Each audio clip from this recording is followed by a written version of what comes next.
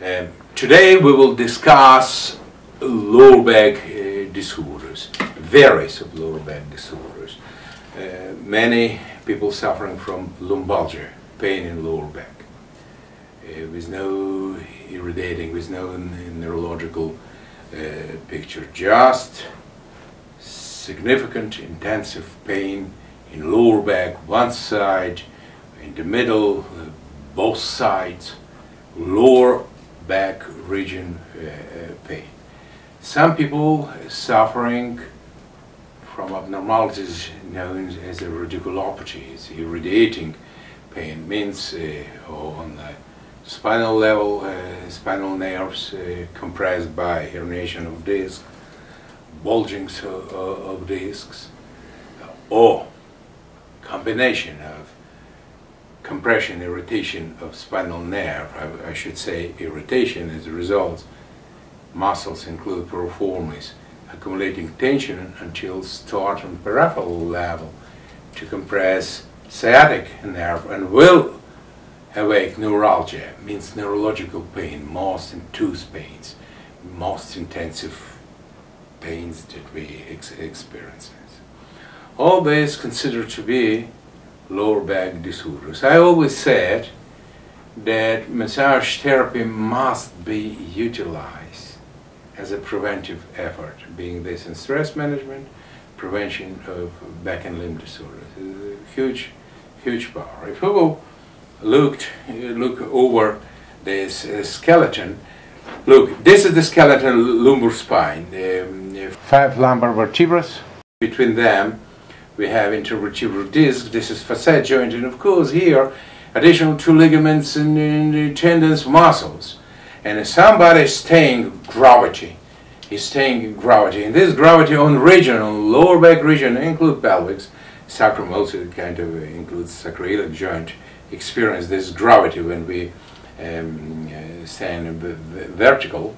Yeah? And for example, gravity will be on this region 150, 200 pounds, no matter how this gravity will be dividing, mostly have to be carried this weight bearing on muscles, of course, and much less on intervertebral disc, facet joint, etc.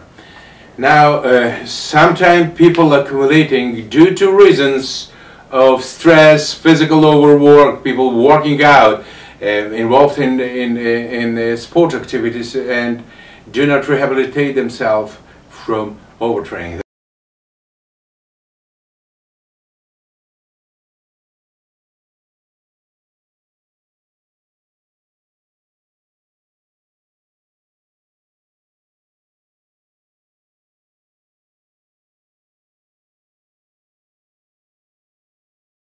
The lower back region is a fairly complex anatomical structure.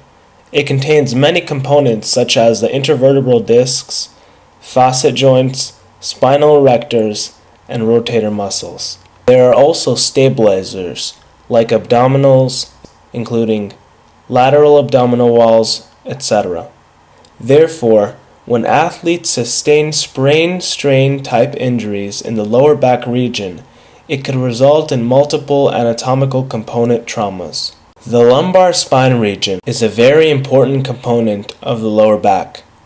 It is connected to the sacral region of the spine, including the innervations of lower extremities. The lumbar spine region is composed of vertebrae and intervertebral discs, which in turn is composed of annulus fibrosus, a very strong connective tissue, and nucleus pulposus, the internal fluid. Intervertebral discs supply the shock absorption to the spine, making sure that the vertebrae don't hit each other and contribute to the general range of motion in the region. There are also lots of muscles responsible for keeping us up in vertical positions and allow our bodies to rotate. All of these muscles are attached to the bones by tendons.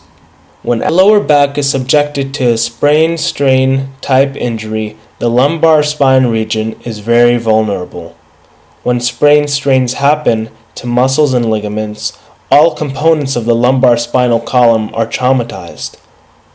These traumas may consist of disc herniations, the development of muscular syndromes, or chain reactions of the neighboring non-traumatized muscles, reacting to these painful localizations by starting to accumulate tension to the pathological level.